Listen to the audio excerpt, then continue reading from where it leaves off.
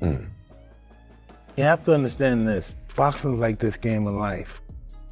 I got beaten by Buster, right? Is this the end of influencer boxing? Does Jake continue? You know, he's got looks like a particularly bad injury. Both sides of his jaw broken. That's why when he fought Anthony Joshua, I scoffed at it. I talked a little bit of because of the lunacy. And I said, someone's going to end up dead. Someone can die.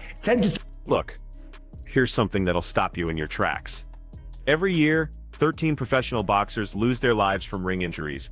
That's not a statistic you hear thrown around much, but it's the brutal reality of this sport. When Mike Tyson watched Jake Paul get absolutely demolished by Anthony Joshua, his response wasn't about entertainment or social media drama.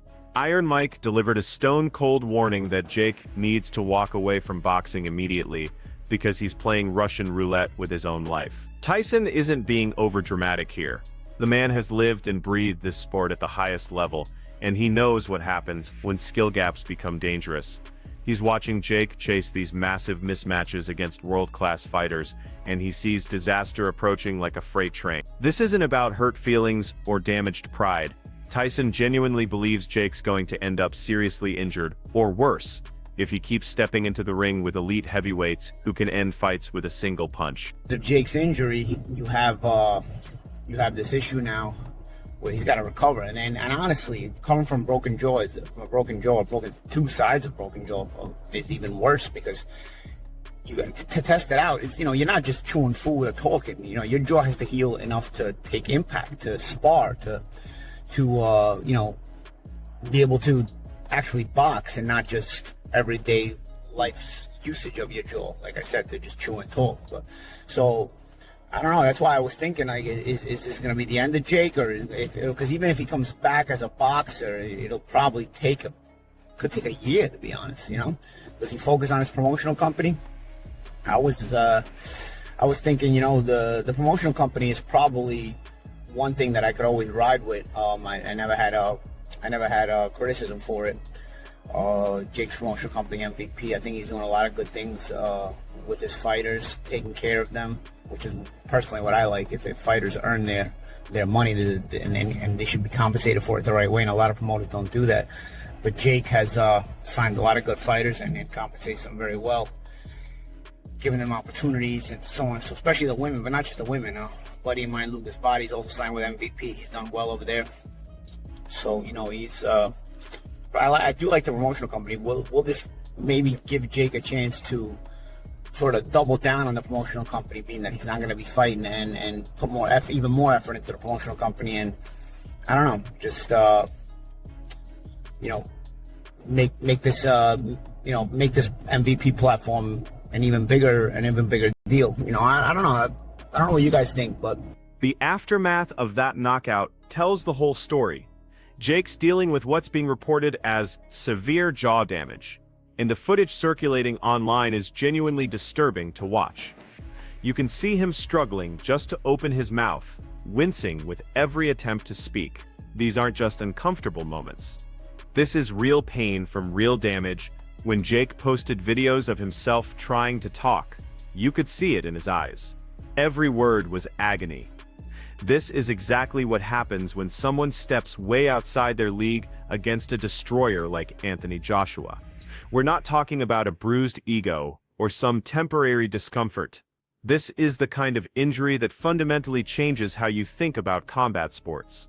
All those warnings from legends like Tyson suddenly make perfect sense when you see the actual consequences playing out in real time. Boxing is not a game. Fighting is not something you pick up and mess around with, right? If you're a fighter, if you're a boxer, if you're a mixed martial artist, right, you have to take this seriously and you have to respect the game. That's why when he fought Anthony Joshua, I scoffed at it. I talked a little bit of because of the lunacy. And I said, someone's going to end up dead. Someone can die. 10 to 13 boxers die per year. It is not a game. Now, of course, the man wants to make money and he wants to box people and he wants to entertain his fans and thrill audiences. And that's great. And God bless him. Fair play to him. The man is very, very successful. I've never talked about that. I've only talked about a 58-year-old Mike Tyson or fighting retired, semi-retired UFC legends and then talking about them, right? All I've ever said is box someone your own age and size. And then this thing with Anthony Joshua, I was like, this is crazy. Now let's talk about the actual fight for a second. It happened in the 6th round, and it happened in a 22-foot ring.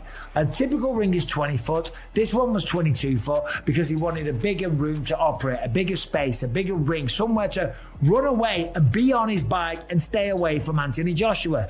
Now, I don't blame the guy. I'd have done the same thing, right? Because Anthony Joshua is gigantic and has the kind of power that could potentially do that to you, right? Maybe it's real, maybe it's AI, right? Either way, his face is going to be swollen today. That's a fact, right? The bigger ring gives you more space. Jake Paul did about 5 miles of road work, shot about 25 double leg takedowns because he didn't want to stand there and go toe to toe with him like Francis Ngannou did, because he knows what would have happened, okay? And ultimately, it ended up happening anyway in the 6th round. And yeah, okay, he's going to have the street cred of standing there and say, I went 6 rounds. Paulie Malignaggi knows what he's talking about when it comes to boxing injuries, and his breakdown of Jake's situation is eye-opening. What we're looking at here is reportedly a double jaw fracture, and Paulie makes it clear this isn't something you just shake off. The jaw has to heal completely before it can handle the kind of punishment that comes with serious training, let alone actual competition. This could easily keep Jake out of action for an entire year, maybe longer depending on complications. But here's where things get interesting. Paulie actually gives Jake serious credit for his MVP promotional company. He points out that Jake is legitimately taking care of fighters, paying them fairly, and running a clean operation in a sport known for shady business practices. The promotional side of Jake's empire is genuinely impressive, signing talented fighters and giving them opportunities they might not find elsewhere. Maybe this injury is actually a blessing in disguise, forcing Jake to focus on what he's actually elite at instead of risking his life in the ring. Anthony Joshua couldn't have done any more. When you get in the ring with somebody that is constantly trying to just survive and run, you can't do anything about it. Our sport is built up of journeymen, like what Jake Paul did. He's trying to survive, he's not trying to engage. And so therefore, it's your job to cut him down and catch up to him. I think Anthony Joshua it was basically open to a lot of criticism because this guy didn't come to engage. If he came to engage, then it would have been a completely different story. And I understand the frustration of the general public when they're saying they should knock him out in 1 to 2 rounds. I get that, because Jake Paul has been brilliant at annoying and getting under the skin of everybody, which you really, in our sport, if you can evoke emotion from the fans, you're doing a great job. So what Jake Paul did was got in the ring. I think he realised the task in hand when he stood there in that 22-foot ring. He sees an Adonis of a fighter, former world champion, Anthony Joshua in another corner, and that's when reality hit fiction. Everything he had in his head, everything he thought that he could possibly do, had disappeared, slipped out of the ring with the cornermen, slipped out of the ring, and he thought, wow, this is for real. And even a little jab that just gently missed him, you could see him thinking, what is this about? So it was a case of survival. And to me, I didn't want Anthony Joshua to knock him out, if I'm honest with you. I thought, you've got to make this kid have a reality check. And that's what he actually did, because Jake Paul himself said, I was shattered. You know, this guy, everything I thought I could do, I couldn't do. Boxing looks so easy on the TV. Boxing looks so, matter of fact, no big deal, until you get punched. And then reality kicks in. And Jake Paul, he has done a brilliant job of promoting himself, promoting this fight, promoting the evoking human emotion. And I think he'll be a great promoter down the line, because, on the undercard, you had Caroline DeBar boxing on the undercard. You had all these amazing fights on the undercard, all the girls getting the chance to shine. Michael Bisping brings the harsh reality into focus with numbers that are honestly shocking. 10 to 13 professional boxers die every single year from ring injuries. Let that sink in for a moment. This isn't some rare occurrence or freak accident. This is a regular, predictable consequence of a sport where people try to knock each other unconscious. Bisping calls out Jake for chasing fights way outside his natural weight class, purely for money, creating these dangerous spectacles that might generate massive paydays but put his life at serious risk. The former UFC champion stresses that boxing demands years of proper training, complete preparation, and absolute respect for what can happen when things go wrong. You can't just show up because you're famous and expect to survive against world-class killers. Bisping's message is crystal clear. No amount of social media fame or pay-per-view revenue is worth dying for, and Jake's approach to this sport has been reckless, beyond belief. People can tell me is, oh, but Jake Paul made a lot of money. Who cares? Money is a tool. Money is good. If you can get it, get it. Hustle. But here's the thing. If someone offered you $100 million, but then if you took the $100 million, you have to pass away, they're going to take your life in 2 weeks. I mean, would you take that? So you get a lot of money and then you only have 2 weeks with the money. Like that, to me, that's stupid. So money is cool, but there's billionaires and millionaires that have lost their life. I'm sure they had terminal illnesses or whatnot. I'm sure they would give up a lot of their wealth or large portions of their wealth for their health. That's why people say health is wealth. So I'm not impressed by money. And it's so funny that you have these MAGA influencers that just lost back-to-back, Jake Paul and Andrew Tate, and their fan bases who pitch this far right and pitch this like red pill philosophies, alpha male philosophies, and like having affirmations and daily tenets and goal setting and being a real man and the difference between man and woman, all these things that these bases have been. Similarly, Johnny Nelson offers a balanced perspective that's worth considering. He acknowledges that Jake has proven himself to be an absolutely brilliant promoter who understands modern media better than most veteran fighters. The guy knows how to generate attention and create events that capture massive audiences, but Nelson draws a hard line when it comes to risking your actual life for entertainment value. He sees Jake's brutal loss to Joshua as a wake-up call, not just for Jake, but for every influencer thinking they can jump into professional boxing without consequences. Nelson and Bisping agree on the fundamental point here. Promotional genius and marketing success mean absolutely nothing when you're unconscious on the canvas or dealing with life-threatening injuries. The financial rewards don't compensate for the very real danger of facing professional killers when you're not properly prepared. I guess it didn't shock me, but it kind of disappointed me. Whereas I didn't expect Jake Paul to go in there and just recklessly go forward and try to mix it up with Anthony Joshua. That would be like immediate suicide. That would be like running into a jet plane propeller on purpose. But there's a fine line between being defensive minded and using your ability to move and your speed and things like that, than like literally fleeing and just running around the ring like you're in a cartoon. And that's what he basically resorted to for the first 4 rounds. I mean, I guess it was effective because he stayed upright, other than when he was flopping down on the canvas. But no, nothing really surprised me. Jake got the knockout that everybody expected, and it was a pretty impressive knockout when he finally got it. It just took him longer than it probably should have to get there. Why do you think it took him so long? It seemed at times that he wasn't throwing his right hand as much. Was it just the fact, like you said, Jake was on the back foot, it was difficult to pin him down, or do you think Joshua should have and could have finished this way earlier? I mean, he probably could have finished it a little bit earlier. I mean, I'm willing to cut him a little bit of slack because we look at it from the standpoint of, okay, he's a physically much more imposing figure, a much better fighter, a much heavier puncher, a much more experienced fighter. This is an Olympic gold medal winner. This is a 2-time unified heavyweight champion going up against what is basically still a novice professional in Jake Paul, who, by the way, is fighting generally in the 200-pound weight class, and Anthony Joshua was a chiseled 250 in most of his fights or thereabouts. So from that standpoint, he had all the physical advantages as well as all the experience and skills advantages. So why couldn't he do it earlier? Because it's hard to catch up with a guy when he's just going to run around and never try to even take. The medical reality of Jake's injury is sobering according to analysts who understand the long-term implications. A double jaw fracture isn't just about struggling to eat solid food or speak clearly, though those are immediate concerns. The real issue is that this kind of damage affects Jake's ability to absorb punishment in future fights. Recovery isn't just about feeling better or getting back to normal activities. The bones need to heal completely and regain full structural integrity before they can handle the kind of impacts that happen routinely in boxing training and competition.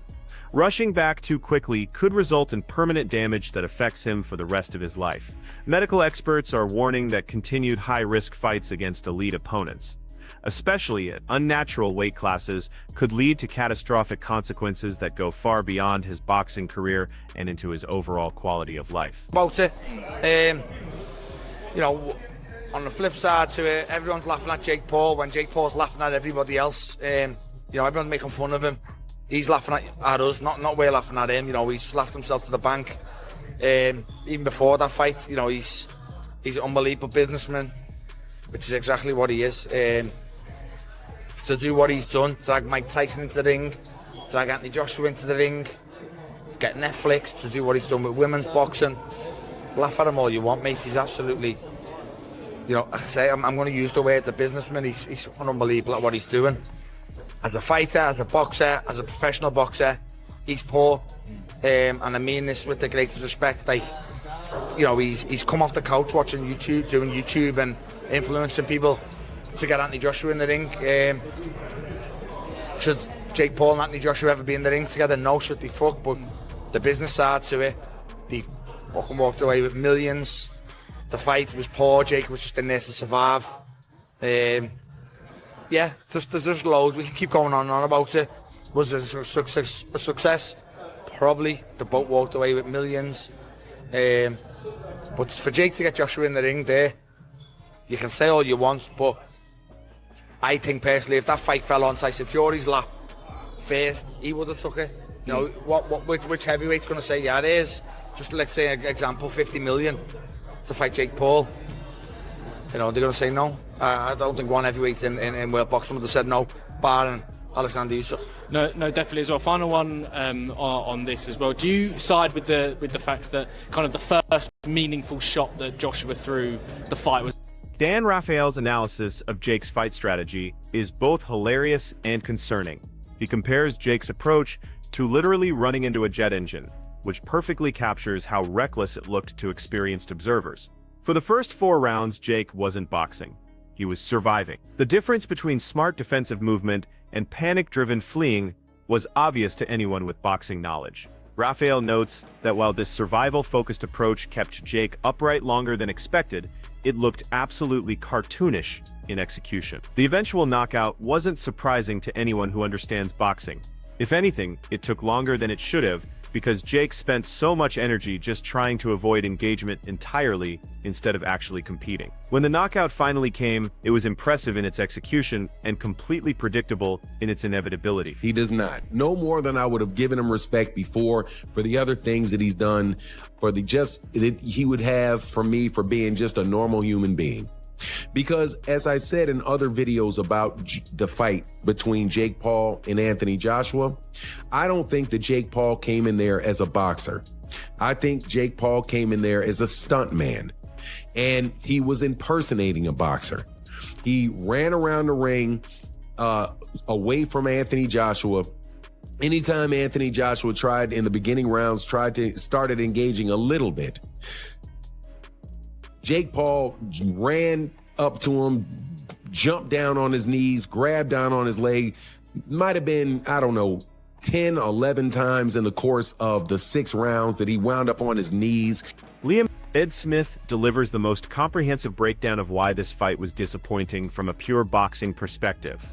Jake's performance in the ring showed a clear lack of professional technique and strategic understanding. Instead of competing, he focused entirely on survival, which isn't what people expect from someone calling themselves a professional boxer. However, Smith gives credit where it's due when it comes to Jake's business abilities. His talent for pulling massive names like Tyson and Joshua into big events, securing huge Netflix deals, and generating serious attention for women's boxing is genuinely unmatched. From a promotional standpoint, Jake is basically in a league of his own, turning potential spectacles into multi-million-dollar global events. But Smith makes sure to emphasize that financial success and promotional genius don't translate to credibility in the eyes of serious boxing fans who know what real competition looks like. Jake's ring performance showed he's far better suited to the business side of combat sports than actually competing against elite opposition. We had the Mike Tyson fight. This year, we had the Anthony Joshua fight, but things went very, very differently for Jake Paul. His jaw is broken in 2 different places. He is on an all-liquid diet, and things didn't go quite as well for him as he thought they would, but he did make $92 million. The question becomes, is this the end of the Jake Paul era? Did watching him get beat that badly ruin future fights? Or is this exactly what was supposed to happen, and there will still be interest if Jake Paul fights a random 45-year-old that never boxed in his life? So here's where we stand after everything that happened. Jake Paul suffered what analysts are calling a potentially career-ending injury, and his performance looked more like stunt work than professional boxing. Multiple observers noted that Jake entered the ring not as a serious competitor, but more like someone mimicking boxing movements without fully committing to actual competition. Throughout the early rounds, he repeatedly fled from exchanges, dropped to his knees to avoid punishment, and desperately grabbed onto Joshua just to survive. This reportedly happened 10 to 11 times over just 6 rounds. While lasting 6 rounds before the knockout might seem like an achievement, critics argue his tactics were genuinely unsafe and completely unprofessional, putting his health at unnecessary risk. The repeated clinching and avoidance illustrated a fundamental lack of boxing basics and strategic understanding.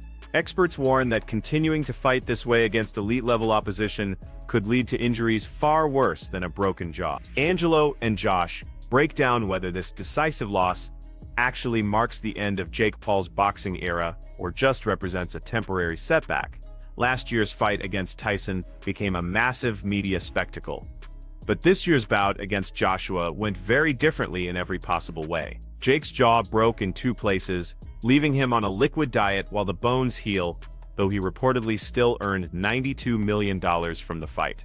They debate whether such a brutal and decisive loss damages his prospects for future big fights, or if the attention will continue regardless with less credible opposition. They highlight Joshua's absolutely flawless tactical performance, never taking unnecessary risks or leaving himself vulnerable at any point. The conversation shifts away from entertainment value toward the real consequences of these dangerous mismatches. The broken jaw in multiple places, the warnings from boxing legends, and the unanimous concern from analysts all point to the same fundamental reality. Boxing isn't entertainment or a social media platform. It's a genuinely dangerous combat sport, where elite-level mismatches come with lasting damage that affects you long after the cameras stop rolling. While Jake has proven himself exceptional at promotion and marketing, this loss to Joshua served as an undeniable reminder that success outside the ring doesn't protect you inside it when facing world-class opposition. Whether this marks the actual end of Jake's boxing ambitions or simply represents a forced pause due to injury severity, the message from the boxing community is crystal clear and unanimous. Continuing down this path of fighting elite opponents outside your natural weight class comes with risks that money, attention, and promotional success absolutely cannot offset or protect you from.